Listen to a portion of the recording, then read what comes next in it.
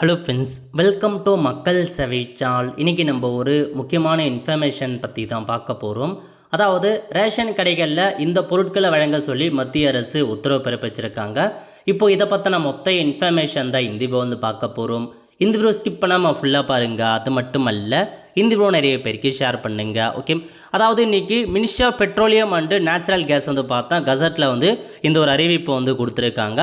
அதாவது உங்களுக்கு மண்ணெண்ணெய் இருக்க பாருங்கள். ஸோ அதை வந்து பார்த்தீங்கன்னா உங்களுக்கு விநியோகம் வந்து பண்ண சொல்லியிருக்காங்க. பப்ளிக் டிஸ்ட்ரிபியூஷன் சிஸ்டம், அதாவது ரேஷன் கடைகள் மூலமாக கெரோசினை வந்து பார்த்தா விநியோகம் பண்ணுங்க அப்படின்ற மாரி உங்களுக்கு ஒரு அப்டேட்டை வந்து பார்த்தா ப்ரொவைட் பண்ணியிருக்காங்க.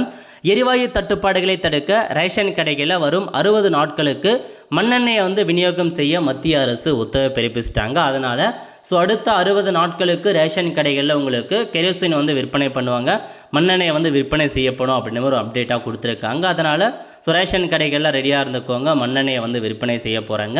இதுதான் உங்களுக்கான ஒரு அப்டேட்டாக வந்து மத்திய அரசு வெளியிட்டிருக்காங்க. ஃப்ரெண்ட்ஸ், இதான் உங்களுக்கான இன்ஃபர்மேஷன். அடுத்த ஒரு நிலையோடு சந்திப்போம். நன்றி, வணக்கம்.